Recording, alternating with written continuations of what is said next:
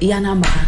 Y'en a marre après ñu gis leen ngeen di xeex ñu jàppe leen ay activistes ñenn ñi nu leen neex lañ doon interpréter ñi ngeen arrangé ñu ànd ak yéen ñi ngeen arrangé wul ànd ñoo ki yéen après ñu jékki-jékki gis Y'en a marre disparaître Kilifeu ànd na ak régime bu bees bi on vous voit plus la dernière fois gis nañu Thiat ak ñeneen ñi ñu génn def benn conférence de presse Fou Malade mu ngi ci ay yeneen activité mu ngi jàkkaarloo mu ngi feneen ak feneen dafa am ñuy xeex am ñu bàyyi xeex léegi.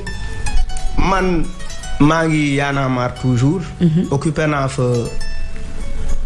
responsabilité direction artistique bi. maanaam di gëstu sama liggéey nekkoon di gëstu ak ñi ma ko seqal.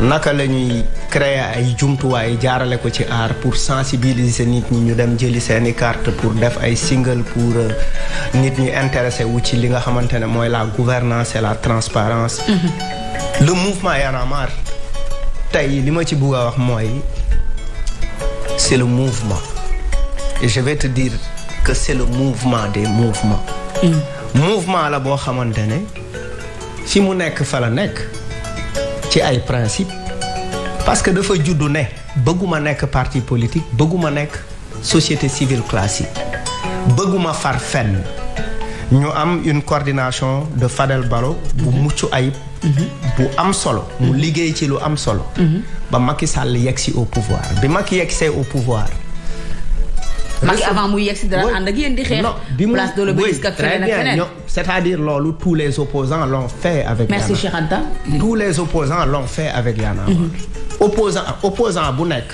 li Y'en a marre di xeex daf lay arranger nga ñëw nekk ci wetam seet si ko et cetera et cetera on a vu Macky Sall seet si ko validé ko après dem maintenant Y'en a marre a choisi d'être équidistant et de ne dire que la vérité et de n'être là pour que les Sénégalais maintenant il arrive que effectivement Y'en a marre wax loo xamante ne arrangé wu la damay dellu ci ay affaires yu am solo surtout pour les gens qui parlent de disparition de Y'en a marre. Y'en a marre c'est un état d'esprit.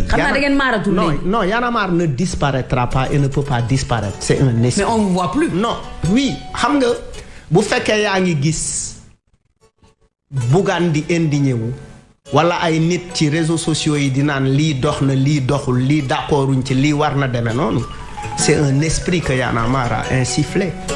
Donc en fait Y'en a marre du jëmm doomu aadama xalaat la ak gis-gis la comme par exemple bu ñuy wax Seydina Mohamed nekkatu fi waaw nekkatu fi mais téere yaa ngi fi ak li mu définir ci yoon bi léegi yoon bi dafay am ñi nga xamante ne selon ñooy tànn li ñuy bëgg ci yoon bi am na ñoo xamante ne Y'en a marre train la am na ñi ci dugg am na ñi nga xamante ne ñu ngi ci duggee bi muy départ ca gaar ba ànd ak moom di dem am benn arrêt bu yegsi ñu wàcc am na ñeneen ñu yéeg xam nga tu parles tout le temps tu parles aujourd'hui du départ de Kilifeu c'est un Kilifeu bokkatul non Kilifeu oui bokkatul Y'en a marre il fait partie des membres fondateurs de Y'en a marre oui mais il l'a dit lui-même il l'a dit il assume aujourd'hui son soutien au Pastef il est très libre comme ni Fadel Barro bàyyee mu non ndax bokkatul Y'en a marre non bokkatu si ok c'est très clair il l'a même lui dit et le mouvement l'a dit aussi donc c'est un choix qu'il a fait mais yow mi ñu yóbbuwoon au conseil nag oui mënuma ci génn parce que au conseil non du au conseil économique social et environnemental dafa prévoir jël ay membres société civile Birahim Seck nekkoon na fa société civile oui dañ ma jël foofu en ñun dañ la jàppe woon farandoo Macky de non biñ la falee mais loolu ñi ko bëgg rek ñoo koy xalaat loolu ñi ko war a xalaat xam nga dëgg dina nekk nii mu leer na ni lii mooy dëgg ok nga jël dëgg nëbb ko pour wax leneen mais dëgg du tax dëgg continuer nekk dëgg conseil économique social et environnemental dañ fa prévoir tabb ay nit yi nga xamante ne pour une durée de 5 ans dañ 120 membres la 100 je pense 120 membres la yoo xamante ne effectivement 80 yi ñu ngi leen di jële ci mën na nekk journaliste wala une personnalité remarquable boo xamante ne bokkul ci benn parti wala benn expert. ñeneen ñi ñu ngi leen di jëlee ci effectivement ñi nga xamante ne ñeneen ñi ñu ngi leen di jëlee. ci les organisations communautaires. Oustaz Aliou Sall. bokkoon na conseil économique waaw. bon est-ce que ci Macky la far. déedéet Sénégal la far. mu am ñeneen ñoo xamante ne président moo leen di tànn. ok ñu nekk 40 personnes. ñooñu la ñuy woowee les membres associés. ok ñooñu mandat 1 an la ñuy am. ñeneen ñi am mandat 5 ans. donc man ci ñi am mandat 5 ans. ñu tànn ma en tant que membre de la société civile. d'accord ñu jël ma bi ñu wootee ñu def ma président commission culture sport artisanat et cetera et cetera. ok loolu it ma am ci ndigalu Y'en a marre pour mën caa dem. parce que il est prévu que des membres de la société civile soient choisis maintenant am na ñuy nekk conseil économique social et environnemental di nëbbatu. pour plaire à l'opinion parce que nanguwuñu assumer li ñuy nekk. d'accord parce que nekk fa taxul nga taq ci dara. parce que danga fa nekk pour di xalaat. di xalaat di jébbal bi ñu dooree ñëw ba ñu installé ñu. gouvernement Diomaye jox nañu ay orientation sur des questions liées à la culture sur des questions telles ñu liggéey ci jébbal ko. ok donc def nañ ay session liggéey ci jébbal ko jox ko loolu am na ci suñu xalaat loo xamante ne gis naa ko ci document de projet 2050 bi. d'accord gis donc ci projet loolu mooy liggéeyu conseil économique et social. tas nañ ko wala tasaguñ ko. tasaguñ ko parce que majorité moo koy tas. dàq nañ président bi. tere nañ leen jot seeni salaire depuis bi ñu dàqee président bi loolu du yoon. ñaata weer a ngi nii fayeeku leen. mat na bon je pense que mat na ay 3-4 mois. 3-4 mois. 3-4 mois mais gouvernement bu bees bi dafa bokkoon ci programme am tas ko. donc mën nañ comprendre ni effectivement loolu xalaatam la.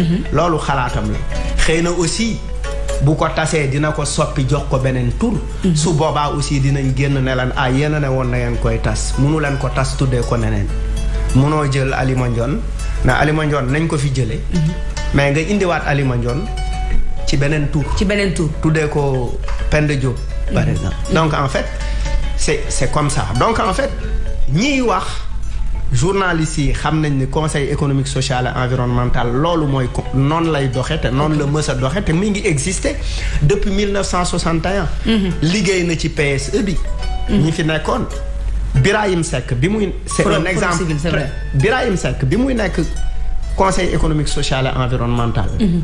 ci la bind livre Prodac bi.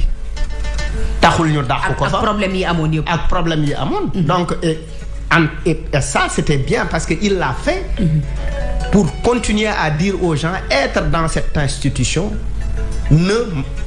amul terewu ko mu wax terewuma ma wax sama xalaat bokkul koo xamante ne dañ la nommer pour nga assumer une fonction de ministre wala de directeur général. d'accord parce que fonction boobu boo ko amee amul lenn lu la tënk ci liñ lay wax. amul tu ne dois pas critiquer le gouvernement amul da ngay wax li dox ak li doxul. donc loolu mooy conseil économique léegi nag fi mu toll nii avec la nouvelle assemblée ci tas la jëm. comme ni ñu tasee au conseil. comme ni ak moom ak au conseil des collectivités territoriales ñoo bokk donc en fait loolu donc. Tchad la dernière fois vous avez vu que la sortie de Y'en a marre. Y'en a marre buy def une sortie dafay désigner ñaari porte-parole. d'accord ce jour-là c'était Alioune Sané c'était lui ça pourrait être moi man maa ngi woon ci ginnaaw toog j'étais à cette conférence de presse donc Y'en a marre est un mouvement très important. boo xam ne day continuer di exister boo xamante ne depuis 2012 li mu fi Y'en a marre moo théorisé le nouveau type de politique. juqee ko ci nouveau type de sénégalais. Y'en a marre moo théorisé le nouveau type de député. Y'en a marre mooy organiser ay dox ak sa gox observatoire. c'est-à-dire dafa am benn loo xam ne yéen a ko déclenché. oui sénégalais yi nga xam ni citoyens yi yàggoon a bëgg xeex te amuñu fit bi donc Y'en a marre moo leen déclenché ba kenn ku nekk mën a ñu ci bari mën a génn assumer seen position di wax seen gis-gis. très bien nag xam nga noo koy symboliser. Y'en a marre dafa mel ni ginaar ak cuujam.